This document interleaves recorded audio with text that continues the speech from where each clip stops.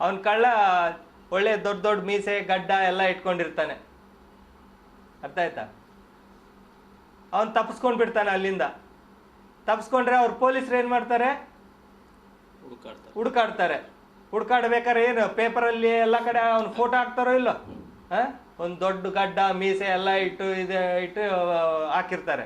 ಅವ್ನ ಕಳ್ಳ ಹೊರಗಡೆ ಬಂದ್ಬಿಟ್ಟು ಎಲ್ಲ ಚೆನ್ನಾಗಿ ನೀಟಾಗಿ ಎಲ್ಲ ಟ್ರಿಮ್ ಆಗಿ ತಯಾರಾಗ್ಬಿಟ್ಟು ಗಡ್ಡ ಎಲ್ಲ ಬೋಳ್ಸಿ ಮೀಸೆ ಎಲ್ಲ ತೆಗೆದು ಒಳ್ಳೆ ಕೋಟು ಶೂಟ್ ಬೂಟ್ ಹಾಕೊಂಡು ಅವ್ರ ಮುಂದೆ ಅಡ್ಡಾಡಿದ್ರು ಅವ್ನಿಗೆ ಗೊತ್ತಾಗಲ್ಲ ಇವನೇ ಅವ್ನ ಕಳ್ಳ ಅಂತೇಳಿ. ಹೌದು ಅಲ್ಲ? ಅವನು ಆರಾಮ ಅಡ್ಡಾಡ್ತಾನೆ. ಅದೇ ರೀತಿ ಇದೂ ಅಷ್ಟೇ. HIV ಹುಳ ವೈರಸ್, ಅದು ರೋಗಾಣು, ಒಂದು ವಿಷಾಣು ಅಂತೀವಿ. ಇದು ನಮ್ಮ ಮೈ ಒಳಗೆ ಸೇರಿದಾಗ ಒಂದು ರೂಪದಲ್ಲಿ ಇರುತ್ತೆ. ಈ ಬಿಳಿ ರಕ್ತಕಣಗಳು ಅದನ್ನು ನೋಡಿ ಇದು ಹೀಗಿದೆ ಅಂತೇಳಿ ಅದನ್ನು ಅಟ್ಯಾಕ್ ಮಾಡೋಣ ಅಂತ ಎಲ್ಲರನ್ನೂ ಕರ್ಕೊಂಡು ಬರೋಷ್ಟರಲ್ಲಿ ಅದ್ರ ರೂಪ ಬದಲಿ ಮಾಡಿಬಿಡುತ್ತೆ. ಮತ್ತೆ ಗೊತ್ತಾಗೋಲ್ಲ ಅದು ಹಿಂಗೈತೆ ಅಂತೇಳಿ. ಆಯ್ತಾ? ಹಾಗಾಗಿ ಅದನ್ನು ಇವು ಸಾಯಿಸೋಕ್ಕಾಗ್ತಾ ಇಲ್ಲ ಬಿಳಿ ರಕ್ತಕಣಗಳಿಗೆ.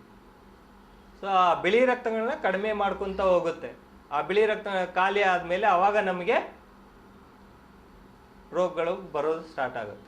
ಈಗ ಹೇಳಿ, ಈ HIV ಅನ್ನೋದು ನಿಮ್ಮ ಮೈ ಒಳಗೆ ಸೇರಿದ ಮೇಲೆ ಎಷ್ಟು ದಿನ ತಗೋಬೋದು ನಿಮ್ಮ ಮೈಯಲ್ಲಿರೋ ಈ ಬಿಳಿ ರಕ್ತಕಣಗಳನ್ನ ಕಡಿಮೆ ಮಾಡೋದಕ್ಕೆ?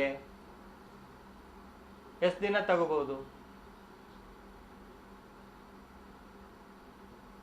ಎಷ್ಟು ತಿಂಗಳು ತಗೋಬಹುದು? ನೀವು ಹೇಳ್ತೀರೇನಮ್ಮ? ಈಗ ನಿಮಗೆ ನಿಮ್ಮ ಗಂಡನಿಂದನೇ ಬಂದಿರ್ಬೋದು, ಹೌದಾ? ನಿಮ್ಮ ಗಂಡನ ಮದುವೆಯಾಗಿ ಎಷ್ಟು ವರ್ಷ ಆಗಿತ್ತಮ್ಮ? 10 ವರ್ಷ ಆಗಿದೆ, ಹೌದಾ? ಮತ್ತೆ ನಿಮ್ಮ ಗಂಡನಿಂದ ಬಂದಿದೆ ಅಂದರೆ ಯಾವತ್ತು ನಿಮ್ಮ ಗಂಡನಿಂದ ನಿಮಗೆ ಒಳಗೆ ಸೇರಿದೆ ಅಂತ ನಿಮ್ಗೇನು ಗೊತ್ತಿದೆಯಾ? ಗೊತ್ತಿಲ್ಲ. ಇನ್ನೂವರೆಗೂ ನಿಮ್ಗೇನು ತ್ರಾಸು ಇಲ್ಲ, ಹೌದಲ್ಲ? ನಿಮ್ಮ ಗಂಡ ತೀರ್ಕೊಂಡು ಎಷ್ಟು ವರ್ಷ ಆಯಿತು? ಮೊನ್ನೆ ತೀರ್ಕೊಂಡು. ಮತ್ತೆ ನಿಮ್ಮ ಗಂಡನಿಗೆ ಇದಕ್ಕೆ ಮುಂಚೆ, ನಿಮ್ಮ ಮದುವೆ ಆಗೋದಕ್ಕೆ ಮುಂಚೆ ಇನ್ನೂ 2 ಹೆಂಡತಿಯರು, ಹೌದಲ್ಲ? ಅವನಿಗೆ ಯಾವಾಗ ಬಂದಿದೆ ಅಂತ ಅವನಂತೂ ಹೇಳಕ್ಕೆ ಆಗೋದಿಲ್ಲ, ಹೌದಲ್ಲ? ನಿಮ್ಗೆ ಅವನಿಂದ ಯಾವಾಗ ಬಂದಿದೆ ಅಂತ ಹೇಳಕ್ಕೆ ಬರಲ್ಲ. ಆದರೆ ನಮ್ಮ ಜನ ಏನಪ್ಪ ಅಂದರೆ HIV ಅಂದ ತಕ್ಷಣ ಅಯ್ಯೋ HIV ನಾನು ಸತ್ತೋಗ್ಬಿಡ್ತೀನಿ ಅಂತ ಹೆದರ್ಕೊಂಡು ಸಾಯೋರೇ ಜಾಸ್ತಿ ಆಗಿದ್ದಾರೆ ಅಷ್ಟೇ. ಅರ್ಥ ಆಯ್ತಾ? 185% ಜನ ಅಯ್ಯೋ ಸಾಯ್ತೀನಿ ಅಂತೇಳಿ ಹೆದರ್ಕೊಂಡು ಊಟ ನಿದ್ದೆ ಬಿಟ್ಟು ಹಾಸಿಗೆ ಹಿಡಿದು 1 ವರ್ಷ 2 ವರ್ಷದಲ್ಲೇ ಸತ್ತೋಗ್ತಾ ಇದ್ದಾರೆ. ಅರ್ಥ ಆಯ್ತಲ್ಲ? ಇನ್ನೊಂದು 5% ಜನ ಏನ್ ಮಾಡ್ತಾರೆ? ಸೂಯಿಸೈಡ್ ಮಾಡ್ಕೊಂಡು ಸತ್ತೋಗೋರು ಇದ್ದಾರೆ 5%. ಇನ್ನು 10-15% ಜನ ಏನಾಗ್ತದೆ ನೋಡೋಣ ಅಂತ ಹೇಳೋರು 30 ವರ್ಷನೂ ಇರ್ತಾರೆ, 20 ವರ್ಷನೂ ಇರ್ತಾರೆ. ಅರ್ಥ ಆಯ್ತಲ್ಲ? ಇದು HIV ಇವತ್ತು ನಿಮ್ಮ ಮೈಯಲ್ಲಿ ಸೇರ್ತು, ನಾಳೆ ನಾಡ್ದರಲ್ಲೇ ನಿಮ್ಮ ಮೈಯಲ್ಲಿ ಬಿಳಿ ರಕ್ತ ಕಡಿಮೆ ಆಗ್ಬಿಡುತ್ತೆ, 1 ವರ್ಷದಲ್ಲಿ ಕಡಿಮೆ ಆಗುತ್ತೆ ಅಂದ್ರೆ ಹಂಗ ಆಗೋದಿಲ್ಲ. ಗೊತ್ತಾಯ್ತಾ? ನಿಮ್ಮ ಮೈಯಲ್ಲಿರೋ ಈ ಬಿಳಿ ರಕ್ತಗಳನ್ನ ಅದು ಪೂರ್ತಿ ಕಡಿಮೆ ಮಾಡಿದ ಮೇಲೇನೆ ನಿಮಗೆ ಹೊರಗಡೆಯಿಂದ ರೋಗಗಳು ಬರೋದು. ಅದರಿಂದ ತ್ರಾಸಾಗಿ ಮನುಷ್ಯನಿಗೆ ತೊಂದರೆ ಆಗೋದು. ಅರ್ಥ ಆಯ್ತಾ? ಈ ಬಿಳಿ ರಕ್ತಗಳನ್ನ ಕಡಿಮೆ ಮಾಡೋದಕ್ಕೆ ಅದು 10ರಿಂದ 20 ವರ್ಷ ತಗೊಳುತ್ತೆ ಮಿನಿಮಮ್. ಕಡಿಮೆ ಅಂದರೆ 10ರಿಂದ 20 ವರ್ಷ ಅದಕ್ಕೆ ಬೇಕು. ಅಲ್ಲಿವರೆಗೂ ನಿಮ್ಗೇನೂ ಆಗೋದಿಲ್ಲ, ನೀವು ಎಲ್ಲ ರೀತಿಯಿಂದ ಚೆನ್ನಾಗೇ ಇರ್ತೀರ. ಈಗ ನೀವು 10 ವರ್ಷ ಆಗಿದೆ ಅಲ್ವಾ ನಿಮ್ಮ ಮದುವೆ ಆಗಿ, ಇನ್ನೂವರೆಗೂ ಆರಾಮೇ ಇದ್ದೀರಿ, ಇನ್ನೂ ಏನು ತ್ರಾಸಿಲ್ಲ, ಹೌದಲ್ಲ? 10-20 ವರ್ಷನೂ ಆಗ್ಬೋದು. ಈ 10-20 ವರ್ಷ ಆದಮೇಲೆ ಬಿಳಿ ರಕ್ತ ಖಾಲಿ ಆದಮೇಲೆ ಹೊರಗಡೆಯಿಂದ ಬೇರೆ ಬೇರೆ ರೋಗಗಳು ಬರ್ತವೆ. ಏನೇನು ರೋಗ ಬರ್ಬೋದಂದರೆ TB ಕಾಯಿಲೆ ಬರ್ಬೋದು, ನ್ಯೂಮೋನಿಯಾ ಕಾಯಿಲೆಗಳು ಬರ್ಬೋದು, ಮೇಲಿನ ಮೇಲೆ ವಾಂತಿ ಭೇದಿ ಹತ್ಬೋದು, ಅಥವಾ ಮೆದುಳು ಜ್ವರ, ಇಂಥವೆಲ್ಲ ಬರ್ಬೋದು. ಚರ್ಮ ರೋಗಗಳು ಬರ್ಬೋದು, ಬೂಸಿನ ಕಾಯಿಲೆಗಳು ಬರ್ಬೋದು. ಈ ಎಲ್ಲ ರೋಗಗಳಿಗೂ 100ಕ್ಕೆ 100 ಭಾಗ ಟ್ರೀಟ್ಮೆಂಟ್ ಇದೆ.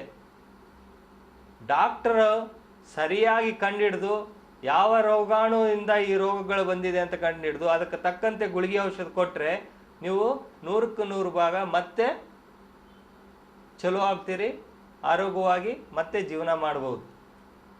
ಹಾಗಿರ್ಬೇಕಾದ್ರೆ ನಾವು ಈ HIV ಯಾಕೆ ಹೆದರ್ಬೇಕು ಅಂತ? ಹೌದಲ್ಲ? HIV ಬಂತು ಅಂದ ತಕ್ಷಣ ನಾವು ಹೆದರ್ಕೊಳ್ಳೋದು ಏನಕ್ಕೆ? ಈ ಎಲ್ಲ ಬರೋ ರೋಗಗಳಿಗೆಲ್ಲ ಟ್ರೀಟ್ಮೆಂಟ್ ಇದೆ. ಇನ್ನೊಂದು ವಿಚಾರ ಏನಪ್ಪಾ ಅಂದರೆ, ಇದು 10-20 ವರ್ಷ ತಗೊಳ್ಳುತ್ತೆ ಅಂದರೆ ಪ್ರತಿದಿನ ನಿಮ್ಮ ಮೈಯಲ್ಲಿ ಬಿಳಿ ರಕ್ತಗಳನ್ನ ಸ್ವಲ್ಪನೇ ಕಡಿಮೆ ಮಾಡ್ಕೊಂತ ಹೋಗುತ್ತೆ ಅಂತ ಅರ್ಥ. ಹೌದಲ್ಲ? ದಿನ ಒಂದು 50-100 ಸಾಯಿಸ್ತಿದೆ ಅಂತ ಇಟ್ಕೊಳ್ರಿ. ಆದರೆ ನಿಮ್ಮ ಮೈಯಲ್ಲಿ ಬಿಳಿ ರಕ್ತಗಳು ತಯಾರಾಗ್ತವೆ, ಪ್ರತಿಯೊಬ್ಬರ ಮೈಯಲ್ಲೂ ತಯಾರಾಗ್ತವೆ. ಈ ತಯಾರಾಗೋ ಪ್ರಮಾಣನ ನೀವು ಜಾಸ್ತಿ ಮಾಡ್ಕೊಳ್ರಿ. ದಿನ ಒಂದು 200-300 ತಯಾರು ಮಾಡ್ರಿ ನೀವು, ಆಯ್ತಲ್ಲ? ಇದು ಒಂದು 100 ಸಾಯಿಸಿದ್ರು 100 ಆದ್ರೂ ಉಳಿತಾ ನಿಮಗೆ? ಹೌದಲ್ಲ? ನೀವು ಎಷ್ಟು ದಿವಸ ನಿಮ್ಮ ಮೈಯಲ್ಲಿ ಬಿಳಿ ರಕ್ತ ಜಾಸ್ತಿ ತಯಾರಾಗಂಗೆ ನೋಡ್ಕೋತೀರೋ ಅಷ್ಟು ದಿವಸ ನೀವು ಚಲೋ ಇರ್ಬೋದು. 30 ವರ್ಷನೂ ಇರ್ಬೋದು, 20 ವರ್ಷನೂ ಇರ್ಬೋದು, 40 ವರ್ಷನೂ ಇರ್ಬೋದು. ನಿಮ್ಮ ಕೆಲಸ ಏನು? ನಿಮ್ಮ ಮೈಯಲ್ಲಿ ಬಿಳಿ ರಕ್ತ ಕಣಗಳು ಜಾಸ್ತಿ ತಯಾರಾಗಂಗೆ ನೋಡ್ಕೊಳ್ಳೋದು. ಬಿಳಿ ರಕ್ತ ಕಣಗಳು ಜಾಸ್ತಿ ತಯಾರಾಗಬೇಕು ಅಂದ್ರೆ ಏನ್ ಮಾಡಬೇಕು? ನಾವು ಏನ್ ಮಾಡ್ತೀರಿ ನೀವು? ಓಕೆ, ಈಗ ಒಂದು ಸಕ್ಕರೆ ಕಾರ್ಖಾನೆ ಇದೆ, ಅದು ಚಲೋ ನಡಿಬೇಕು ಅಂದ್ರೆ ಏನ್ ಬೇಕಪ್ಪ? ಅಲ್ಲಿ ಏನಿರ್ಬೇಕು? ಕಬ್ಬು ಬೇಕ್ರಿ. ಕಬ್ಬು ಬೇಕು. ಕಬ್ಬಿಲ್ದಂಗೆ ಆ ಫ್ಯಾಕ್ಟ್ರಿ ನಡೆಯುತ್ತಾ? ಶುಗರ್ ಫ್ಯಾಕ್ಟ್ರಿ ಇಲ್ಲ. ಹೌದಲ್ಲ? ಮುಖ್ಯವಾಗಿ ಬೇಕು. ಅದೇ ಕರೆಂಟ್ ಇಲ್ಲ ಅಂದ್ರೆ ಶುಗರ್ ಫ್ಯಾಕ್ಟ್ರಿ ರನ್ ಆಗುತ್ತಾ? ನಡೆಯೋದಿಲ್ಲ. ಹೌದಲ್ಲ? ಅದೇ ಕೆಲಸಗಾರ ಕೆಲಸ ಮಾಡಲಿಲ್ಲ ಅಂದ್ರೆ ನಡೆಯೋದಿಲ್ಲ. ನೋಡ್ರಿ, ಬೇರೆ ಎಲ್ಲನೂ ಬೇಕು, ಅಲ್ಲಿ ದುಡ್ಡು ಹಾಕೋನು ಬೇಕು, ಕೆಮಿಕಲ್ಸ್ ಬೇಕು, ಅವು ಬೇಕು, ಇವು ಬೇಕು, ಎಲ್ಲನೂ ಬೇಕು. ಆದರೆ ಈ ಕಬ್ಬು, ಕೆಲಸಗಾರರು ಮತ್ತೆ ಕರೆಂಟು, ಇವು ಮೂರು ಇಲ್ಲ ಅಂದ್ರೆ, ಯಾವುದೊಂದಿಲ್ಲ ಅಂದ್ರೂ ಆ ಫ್ಯಾಕ್ಟ್ರಿ ನಡೆಯಂಗೆ ಇಲ್ಲ. ಹೌದಾ? ಅದೇ ರೀತಿ ನಮ್ಮ ಮೈಯಲ್ಲಿ ಈ ಬಿಳಿ ರಕ್ತ ಕಣಗಳು ತಯಾರಾಗೋ ಫ್ಯಾಕ್ಟ್ರಿ ನಡಿಬೇಕು ಅಂದ್ರೆ ಏನ್ ಬೇಕು ಅಂತ ನಾನು ಕೇಳ್ತಾ ಇದ್ದೀನಿ. ಊಟ ಬೇಕು, ಆಹಾರ. ಈಗ ನೀವು ಎದ್ದು ಕೆಲಸ ಮಾಡಬೇಕು ಅಂದ್ರೆ ಏನ್ ಬೇಕು? ಊಟ ಬೇಕು, ಶಕ್ತಿ ಬೇಕು. ಆ ಶಕ್ತಿ ಎಲ್ಲಿಂದ ಬರುತ್ತೆ? ಊಟದಿಂದ ಬರುತ್ತೆ. ನೀವೊಂದು ಅರ್ಧ kg ತೂಕ ಜಾಸ್ತಿ ಆಗಬೇಕು ಅಂದ್ರೆ ಊಟದ ಚಲೋ ತಿಂದ್ರೇನೆ ತೂಕ ಜಾಸ್ತಿ ಆಗೋದು. ಹೌದಲ್ಲ? ಅದೇ ರೀತಿ ಬಿಳಿ ರಕ್ತಗಳು ತಯಾರಾಗಬೇಕಂದ್ರೆ ಒಳ್ಳೆ ಊಟ ಬೇಕು. ಊಟ ಅಂದ್ರೆ ಏನ್ ಮಾಡೋಣಪ್ಪ? ದಿನ ಒಂದು 200 ರೂಪಾಯಿ 300 ರೂಪಾಯಿ ಖರ್ಚು ಮಾಡಿ ತಿನ್ನೋಣ. ನೀವು ಹಂಗೆ ಮಾಡ್ತೀರೇನ್ರಿ? ದಿನ ಒಳ್ಳೆ ಊಟ ತಿಂದು ನಾನು ಆರಾಮ್ ಇರ್ಬೇಕು ಅಂತ ದಿನ 200 ರೂಪಾಯಿ ಖರ್ಚು ಮಾಡಿ ತಿಂತೀರಾ? ಇಲ್ಲದಲ್ಲ? ನೀವೇನು ಜಾಸ್ತಿ ದುಡ್ಡು ಖರ್ಚು ಮಾಡೋ ಅವಶ್ಯಕತೆ ಏನಿಲ್ಲ. ನಿಮ್ಮ ಮನೇಲಿ ಏನು ಅಡಿಗೆ ಮಾಡ್ತೀರೋ ಅದನ್ನೇ ತಿನ್ರಿ. ಒಂದು ಕಂಡೀಷನ್ ಏನಪ್ಪ ಅಂದ್ರೆ, ನೀವು ದಿನಕ್ಕೆ 3 ಹೊತ್ತು ಹೊಟ್ಟೆ ತುಂಬ ಊಟ ಮಾಡ್ರಿ. ಏನ್ ಮಾಡಬೇಕು? ದಿನಕ್ಕೆ 3 ಹೊತ್ತು ಟೈಮ್ ಕರೆಕ್ಟು ಹೊಟ್ಟೆ ತುಂಬ ಊಟ ಮಾಡಬೇಕು. ನಿಮ್ಮ ಮನೇಲಿ ಏನು ಮಾಡ್ತೀರೋ ಅದನ್ನೇ ತಿನ್ರಿ, ಏನು ತಪ್ಪಿಲ್ಲ. ಎಲ್ಲ ಥರದ ಕಾಯಿ ಪಲ್ಯ ತಿನ್ಬಹುದು, ಬಹಳ ಒಳ್ಳೆಯದು. ಪ್ರತಿದಿನ ಕಾಯಿ ಪಲ್ಯ ತಿನ್ನಿ.